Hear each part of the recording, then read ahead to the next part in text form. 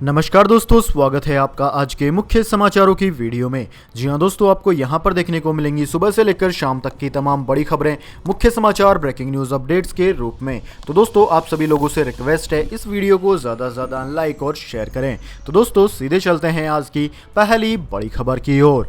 संसद में बोले रक्षा मंत्री, एलएसी पर चीन की घुसपैठ लगातार है जारी, भारतीय सेना दे रही है करारा जवाब। जी हां दोस्तों, भारत और चीन के बीच जारी तनाव पर जवाब देते हुए रक्षा मंत्री राजनाथ सिंह ने संसद में कहा कि एलएसी पर भारत और चीन के बीच विवाद अभी जारी है। उन्होंने कहा कि चीन ने अभी भी भारत की जमीन पर अवैध कब्जा किया हुआ है। उन्होंने कहा कि अप्रैल महीने से चीन ने सीमा पर सैनिकों और आर्म्स की वृद्धि की है। रक्षा मंत्री ने कहा कि पैंगोंग से लेकर कई जगहों पर चीनी सैनिकों ने घुसपैठ की कोशिश की, लेकिन हमारे सैनिकों ने चीन की घुसपैठ की कोशिश को नाकाम कर दिया। रक्षा मंत्री ने कहा कि 29-30 अगस्त को चीनी सैनिक भारत में घुसपैठ की कोशिश कर रहे थे, जिन्हें हमारे सैनिकों ने रोक दिया। उन्होंने कहा कि हमारी सेना ने भी जवाबी तैयारियां कर ली है ताकि देश के सुरक्षा हितों का पूरी तरह से ध्यान रखा जाए। इसके बाद दोस्तों, अगली बड़ी खबर। भारत की 3 कंपनियां इस महामारी वैक्सीन बनाने के हैं बेहद करीब, सीरम का ट्रायल तीसरे फेज में।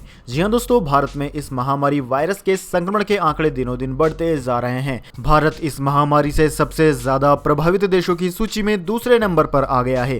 केंद्रीय स्वास्थ्य मंत्रालय के अनुसार भारत में लगभग 50 लाख से ज्यादा मामले अब तक सामने आ चुके हैं। अब तक इस महामारी की वजह से 80,000 से ज्यादा लोगों की जान जा चुकी है। इन सब के बीच राहत की खबर यह है कि भारत को जल्द ही इस महामारी की वैक्सीन मिल सकती है। दोस्तों, मंगलवार को प्रेस कॉन्फ्रेंस में DGICMR की ओर से कहा गया कि सीरम इंस्टीट्यूट की वैक्सीन के 2 फेज पूरे हो चुके हैं और जल्द ही वैक्सीन का फेज 3 शुरू होने वाला है। ICMR के महानिदेशक बलराम भार्गव ने कहा कि सीरम इंस्टीट्यूट वैक्सीन ट्रायल का तीसरा फेज 14 स्थानों पर 1500 रोगियों पर पूरा किया जाएगा। वैक्सीन के ट्रायल का फेज 3 पूरा होने के बाद देश को वैक्सीन मिल सकती है। इसके बाद में दोस्तों, अगली बड़ी खबर। चीनी कंपनी अलीबाबा चुरा रही है भारतीय यूजर्स का डाटा, जल्द हो सकती है जांच। जी हां दोस्तों, बीते कुछ समय के दौरान भारत ने कई चीनी ऐप्स को देश की अखंडता और संप्रभुता पर खतरा बताते हुए बैन किया है। अब तक 200 से ज्यादा चाइनीज ऐप्स पर कार्यवाही की जा चुकी है।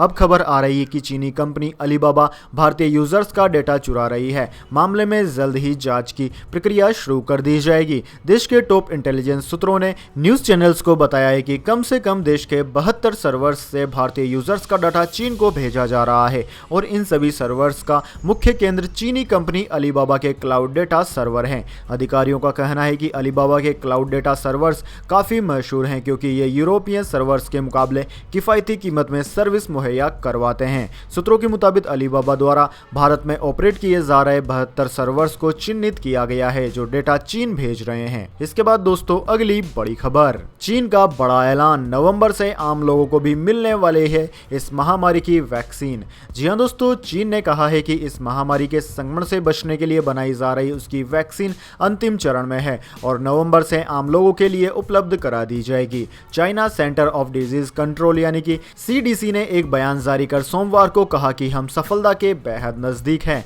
और नवंबर के शुरुआती हफ्तों में ही आम लोगों को यह वैक्सीन मिलने लगेगी। इससे पहले खबर आई थी कि चीन की वैक्सीन 1 लाख लोगों पर परीक्षण के बाद भी सुरक्षित साबित हुई है। इसके बाद दोस्तों, अगली बड़ी खबर। YouTube ने लॉन्च किया टिकटॉक जैसा short video making app, shorts देगा बाकी को टक्कर। जी हां दोस्तों, टिकटॉक के भारत में बैन के बाद कई shorts video making app launch हो रहे हैं। इसी कड़ी में अब गूगल के स्वामित्व वाले प्लेटफॉर्म YouTube ने भी टिकटॉक की तरह short video making platform shorts को भारत में लॉन्च कर दिया है। YouTube के शॉर्ट प्लेटफॉर्म पर टिकटॉक की तरह ही छोटे छोटे वीडियोस बनाए जा सकेंगे, साथ ही इनकी एडिटिंग करके YouTube के लाइसेंस वाले गानों को जोड़ा जा सकेगा। दोस्तों, आपकी जानकारी के लिए बता दें कि कुछ समय पहले ही फेसबुक की फोटो शेयरिंग ऐप इंस्टाग्राम ने अपने प्लेटफॉर्म पर इंस्टाग्राम रील्स की शुरुआत की, जिसे यूजर्स काफी पसंद कर रहे हैं। यूट्यूब ने एक ब्लॉग पोस्ट में कहा कि यूट्यूब काफी दिनों से शॉर्ट्स वीडियो ऐप पर काम कर रहा है, लेकिन अब कंपनी इसे ऑफिशियली लॉन्च कर रही है। रिपोर्ट्स के मुताबिक ये सर्विस पहले भारतीय यूजर्स के लिए उपलब्ध होगी। यूट्यूब के इस प्लेटफॉर्म पर टिकटॉक की तरह ही छोटे छोटे वीडियोस बनाए जा सकेंगे। इसके बाद दोस्तों, अगली बड़ी खबर। कंगना रनावत ने कहा फिल्म इंडस्ट्री करण जौहर और उनके पापा की नहीं, वाहियात फिल्में बनाई और ड्रग कल्चर लेकर आए। पैसा नाम तो दाऊद ने भी कमाया है। जी हां दोस्तों, शिवसेना से विवाद के बीच कंगना रनावत ने मंगलवार को फिल्म मेकर करण जौहर पर हमला बोला। उन्होंने कहा कि इंडस्ट्री को उन्होंने या फिर उनके पापा ने नहीं बनाया। इसके बाद एक्टर प्रोड्यूसर निखिल द्विवेदी से उनकी जमकर बहस हुई। कंगना और निखिल की बहस समाजवादी पार्टी के digital media coordinator Manish Jagan Agarwal के ट्वीट के बाद शुरू हुई। इस ट्वीट में मनीष ने कंगना पर आरोप लगाया था कि वे दूसरों को गाली देकर और उन पर निशाना साधकर आगे बढ़ना चाहती है। मनीष ने यह भी लिखा था कि इंडस्ट्री को करण जौहर जैसे फिल्म निर्माताओं ने सामूहिक मेहनत से खड़ा किया है। इस पर कंगना रनावत ने जवाब लिखते हुए कहा कि इंडस्ट्री सिर्फ करण जौहर या फिर उनके पापा ने नहीं बनाई, बाबा साहेब फाल्के से लेकर हर कलाकार और मजदूर ने बनाई है। उस फौजी ने जिसने सीमाओं को बचाया, उस नेता ने जिसने संविधान की रक्षा की, उस नागरिक ने जिसने टिकट खरीदा और दर्शक का किरदार निभाया। इंडस्ट्री करोड़ों भारतवासियों ने बनाई है। इसके बाद दोस्तों अगली बड़ी खबर, राहुल गांधी ने कहा रक्षा मंत्री के बयान से साफ है कि प्रधानमंत्री मोदी ने देश को चीनी अतिक्रमण पर गुमराह किया है। जी हां दोस्तों, लद्दाख के पूर्वी क्षेत्र में चीन की सेना के साथ गतिरोध के बीच रक्षा मंत्री राजनाथ सिंह द्वारा संसद में दिए गए बयान के बाद राहुल गांधी ने प्रधानमंत्री नरेंद्र मोदी पर निशाना साधा है। राहुल गांधी ने कहा है कि रक्षा मंत्री के बयान से साफ है कि प्रधानमंत्री मोदी ने चीनी अतिक्रमण पर देश को गुमराह किया। राजनाथ सिंह के बयान देने के बाद राहुल गांधी ने ट्वीट किया कि रक्षा मंत्री के बयान से साफ है कि मोदी जी ने देश को चीनी अतिक्रमण पर गुमराह किया है। हमारा देश हमेशा से भारतीय सेना के साथ खड़ा था, है और रहेगा। लेकिन मोदी जी आप कब चीन के खिलाफ खड़े होंगे? चीन से हमारे देश की जमीन वापस कब लेंगे? चीन का नाम लेने से डरो मत। दोस्तों आपकी जानकारी के लिए बता दें, मोदी ने कुछ दिनों पहले कहा था कि चीन ने भारत की कोई भी जमीन नहीं हड़पी है, लेकिन रक्षा मंत्री के बयान से साफ हो जाता है कि चीन लगातार भारतीय जवानों को परेशान कर रहा है। इसके बाद दोस्तों अगली बड़ी खबर, पाकिस्तान में इस महामारी केस में आई कमी। 5 महीने बाद फिर से खुले स्कूल और कॉलेज, कब खुलेंगे भारत में? जी हां दोस्तों, पाकिस्तान में लगभग 5 महीनों के अंतराल के बाद मंगलवार को स्कूल कॉलेज खुल गए। हाई स्कूल कॉलेज और विश्वविद्यालय 15 सितंबर को फिर से खुल गए। 6 से 8वीं तक की कक्षाएं 23 सितंबर से और प्राथमिक विद्यालय 30 सितंबर से खुल जाएंगे। दोस्तों पाकिस्तान के स्वास्थ्य विभाग ने यह निर्देश दिया है कि एक कक्षा में 20 या फिर उससे कम छात्रों को बैठाया जा सकता है। छात्रों को समूहों में विभाजित किया गया है और वे एक दिन छोड़कर स्कूल जाएंगे। इस महामारी संक्रमण के बाद 16 मार्च को पाकिस्तान में सभी शैक्षणिक संस्थाओं को बंद कर दिया गया था। इसके अलावा सभी वार्षिक परीक्षाओं को भी रद्द कर दिया गया था। इसके बाद दोस्तों अब जान लेते हैं पूरी दुनिया और भारत में इस महामारी की क्या है स्थिति। तो सबसे पहले बात की जाए भारत की, तो दोस्तों भारत में इस वक्त तक इस महामारी के संक्रमित का आंकड़ा 50 लाख को पार कर गया है, जो कि पूरी दुनिया में दूसरा सबसे बड़ा आंकड़ा है। मौतों का आंकड़ा भी 81,000 को पार कर गया है। भारत में सबसे ज्यादा प्रभावित राज्य महाराष्ट्र है, जहां पर 10 लाख से कहीं ज्यादा संक्रमित मरीज हैं। वहीं इसके बाद में आंध्र प्रदेश, तमिलनाडु का नंबर आता है। दोनों ही राज्यों में 5 लाख से ज्यादा संक्रमित हैं। इन तीनों राज्यों के बाद में कर्नाटक, उत्तर प्रदेश, दिल्ली, वेस्ट बंगाल, बिहार, तेलंगाना, ओडिशा, असम, गुजरात, केरला, राजस्थान, हरियाणा आदि राज्यों का नाम आता है। दोस्तों इन तमाम राज्यों में 1 लाख से ज्यादा संक्रमित मरीज अब तक सामने आ चुके हैं।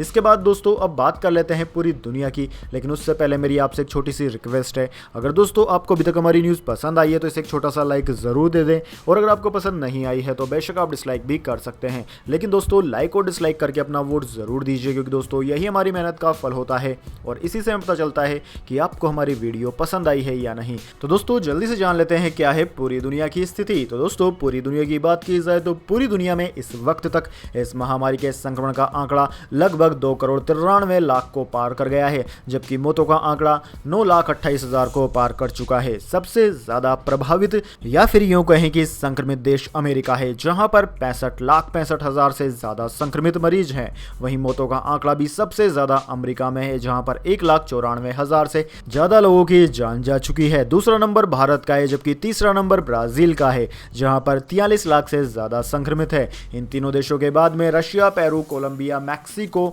South Africa, Spain, Argentina, Chile, Iran, France, United Kingdom आदि देशों का नाम आता है। इसके बाद दोस्तों अगली बड़ी खबर, प्रधानमंत्री नरेंद्र मोदी ने इन 7 परियोजनाओं का किया शिलान्यास। सीएम नीतीश कुमार और सुशील कुमार मोदी भी रहे मौजूद। जी हां दोस्तों, प्रधानमंत्री नरेंद्र मोदी ने आज 7 महत्वपूर्ण योजनाओं का उद्घाटन और शिलान्यास वर्चुअल माध्यम से किया। इस मौके पर बिहार के मुख्यमंत्री नीतीश कुमार और उप मुख्यमंत्री सुशील कुमार मोदी के अलावा कई केंद्रीय मंत्री, सांसद, विधायक, महापौर और तमाम वरीय अधिकारी कार्यक्रम में मौजूद रहे। सभी 7 परियोजनाओं का क्रियान्वयन नगर विकास एवं आवास विभाग के अधीन मुंडको द्वारा किया जा रहा है। दोस्तों, इन परियोजनाओं में सीवान जलापूर्ति योजना फेज 1, छपरा जलापूर्ति योजना फेज 1 और मुंगेर जलापूर्ति योजना प्रमुख हैं। इसके अलावा जमालपुर जलापूर्ति योजना भी है। इसके बाद दोस्तों अगली बड़ी खबर, 6 महीनों में फिल्म इंडस्ट्री के डूबे 9,000 करोड़, संकट में लाखों लोगों की नौकरियां। जी हां दोस्तों, इस महामारी बीमारी वायरस को फैलने से रोकने के लिए लगाए गए लॉकडाउन में सिनेमाघरों पर भी ताले जड़ दिए हैं। अनलॉक की प्रक्रिया में अभी तक थिएटर्स को दोबारा खोलने को लेकर सरकार की ओर से कोई आदेश नहीं दिया गया है। इससे फिल्म इंडस्ट्री से जुड़े लाखों लोगों के सामने रोजी रोटी का संकट पैदा हो गया है। इस बीच multiplex association of India MAI ने केंद्र सरकार से थिएटर्स को खोलने की मंजूरी देने की अपील की है। एसोसिएशन ने ट्वीट कर कहा कि सिनेमा घरों के दोबारा खोलने से लाखों लोगों की नौकरी बचेगी। एसोसिएशन ने ट्वीट किया कि हम बड़े पर्दे पर फिल्में देखने, ताली बजाने, हंसने और रोने के रोमांच भूलते जा रहे हैं। साथ ही लिखा कि फिल्म इंडस्ट्री को लॉकडाउन के कारण 1500 करोड़ रुपए प्रति माह का नुकसान हो रहा है। आसान शब्दों में कहें तो दोस्तों, अब तक इस इंडस्ट्री को 9,000 करोड़ रुपए से ज्यादा का तगड़ा झटका लग चुका है, जबकि कई सारे छोटे छोटे रोजगार छूट चुके हैं। इसके बाद दोस्तों अगली बड़ी खबर, मौसम समाचार। जान लीजिए अगले 24 और पिछले 24 घंटे के मौसम समाचार। दोस्तों बात की जाए पिछले 24 घंटे की, तो दोस्तों बीते 24 घंटों के दौरान तटीय आंध्र प्रदेश, तेलंगाना और उप हिमालय पश्चिम बंगाल में मध्यम से भारी बारिश हुई है। तटीय कर्नाटक, केरल, तमिलनाडु, रायलसीमा, उत्तर आंतरिक कर्नाटक, शेष मध्य प्रदेश, गुजरात, गंगीय पश्चिम बंगाल और पूर्वोत्तर भारत के कुछ हिस्सों, उत्तराखंड और महाराष्ट्र में हल्की से मध्यम बारिश हुई है। इसके अलावा राष्ट्रीय राजधानी दिल्ली और NCR के साथ साथ उत्तर प्रदेश, बिहार, झारखंड और लक्षद्वीप में 1-2 स्थानों पर बारिश देखने को मिली है। बात की जाए आगामी 24 घंटे के मौसम पूर्वानुमान की, तो दोस्तों अगले 24 घंटे के दौरान उप हिमालय, पश्चिम बंगाल, सिक्किम और पूर्वोत्तर भारत में कई जगहों पर मध्यम से भारी बारिश हो सकती है। विदर्भ, मराठवाड़ा, तेलंगाना और तटीय आंध्र प्रदेश के भी कुछ हिस्सों में मध्यम से भारी बारिश के आसार हैं। इसके अलावा केरल, दक्षिणी आंतरिक कर्नाटक, रायलसीमा, मध्य महाराष्ट्र, गुजरात, मध्य प्रदेश, छत्तीसगढ़, उत्तराखंड, हिमाचल प्रदेश और लक्षद्वीप में 1-2 स्थानों पर हल्की बारिश की संभावना है। इसके बाद दोस्तों अगली बड़ी खबर, गोल्ड प्राइस टुडे, सोने की कीमतों में 422 रुपए की तेजी। जी हां दोस्तों, भारतीय रुपए में आई कमजोरी और ग्लोबल मार्केट में बड़े कीमतों की वजह से सोने की कीमतों में आज तेजी आई है। दिल्ली सराफा बाजार में आज 10 ग्राम सोने का दाम 422 रुपए बढ़ गया। वहीं चांदी के दाम 1013 रुपए प्रति किलोग्राम तक बढ़ गए हैं। गोल्ड की बात की जाए तो दिल्ली सराफा बाजार में 24 कैरेट शुद्धता वाला गोल्ड का भाव 422 रुपए प्रति 10 ग्राम बढ़कर 53,019 रुपए प्रति 10 ग्राम पर पहुंच गया। हालांकि अंतर्राष्ट्रीय स्तर की बात की जाए तो अंतर्राष्ट्रीय स्तर पर गोल्ड $1963 प्रति औंस रहा। जबकि चांदी की बात की जाए तो चांदी दिल्ली सराफा बाजार में 70,743 रुपए प्रति किलोग्राम पर पहुंच गई है। वहीं अंतर्राष्ट्रीय बाजार में चांदी का नया भाव $27.31 प्रति औंस रहा। इसके बाद दोस्तों अगली बड़ी खबर, अब से बदल गया SBI ATM से 10,000 रुपए से ज्यादा कैश निकालने का नियम। जी हां दोस्तों, रात के समय ATM फ्रॉड से बचने के लिए देश के सबसे बड़े बैंक भारतीय स्टेट बैंक अपने ग्राहकों को OTP आधारित ATM विड्रॉल की सुविधा दे रहा है, जो कि 1 जनवरी 2020 से शुरू की गई थी। इसके तहत रात को 8 बजे से लेकर सुबह 8 बजे तक SBI ATM से 10,000 रुपए और इससे ज्यादा कैश निकालते समय OTP की जरूरत होती है। अब बैंक ने 15 सितंबर 2020 से देश के सभी SBI ATM में दिन भर में 10,000 रुपए और उससे अधिक निकासी के लिए OTP बेस्ड कैश विड्रॉल का विस्तार कर दिया है। यानी कि अब आप 24 घंटे अगर 10,000 से ज्यादा की रकम निकालते हैं तो आपको OTP की जरूरत जरूर पड़ेगी। इसके बाद दोस्तों अगली बड़ी खबर, प्याज की नई न्यूनतम निर्यात दरें तय करेगी सरकार, बढ़ती कीमतों पर लगेगा ब्रेक। जी हां दोस्तों, बढ़ती कीमतों के बीच प्याज के निर्यात पर केंद्र सरकार ने रोक लगा दी है। सरकार की ओर से एक नया नोटिफिकेशन जारी कर सोमवार को इस बारे में जानकारी दे दी गई। दक्षिणी राज्यों में भारी बारिश की वजह से प्याज की फसलों को नुकसान हुआ है। इस वजह से घरेलू बाजार में प्याज की कीमतें लगातार बढ़ती जा रही है। थोक मंडियों में 8 अगस्त के बाद से प्याज की कीमतों में लगातार तेजी आ रही है। इस दौरान कीमतें बढ़कर 2,500 रुपए प्रति क्विंटल तक पहुंच गई है। इस बीच केंद्र सरकार प्याज के लिए नई न्यूनतम निर्यात दरें MEP पर विचार कर रही है। केंद्र सरकार देश में प्याज की पैदावार और कीमतों पर लगातार नजर रख रही है। वहीं प्याज की कीमतों पर अंकुश लगाने के लिए नेफेड मुंबई, दिल्ली, कोलकाता, हैदराबाद, अहमदाबाद, पुणे और इंदौर को 500 मैट्रिक टन प्याज की तत्काल आपूर्ति करेगा। इसके बाद दोस्तों अगली बड़ी खबर, त्योहारी सीजन में फ्लिपकार्ट देने वाली है 70,000 लोगों को नौकरी। जी हां दोस्तों, ई-कॉमर्स फर्म फ्लिपकार्ट सीजन की बिक्री और अक्टूबर में होने वाली फ्लैगशिप बिग मिलियन डेज से पहले लगभग 70,000 लोगों को नौकरी देने वाली है। कंपनी ने मंगलवार को बताया कि इस साल फ्लिपकार्ट लोगों को अपनी सप्लाई चेन में नियुक्त करेगा। इसके साथ ही लाखों अप्रत्यक्ष नौकरियां पैदा करेगा। फ्लिपकार्ट हायरिंग करने के बाद लोगों की ट्रेनिंग भी करा रहा है। इसके लिए वह क्लासरूम और डिजिटली कर्मचारियों को ट्रेन कर रहा है। सप्लाई चेन मैनेजमेंट की जानकारी उनको दे रहा है। इसके अलावा Flipkart customer service, delivery, installation और सेफ्टी और सैनिटाइजेशन के उपायों के साथ साथ हैंड हेल्थ डिवाइसेज, POS मशीनें, स्कैनर, विभिन्न मोबाइल एप्लीकेशंस और ERPS की ट्रेनिंग भी करा रहा है।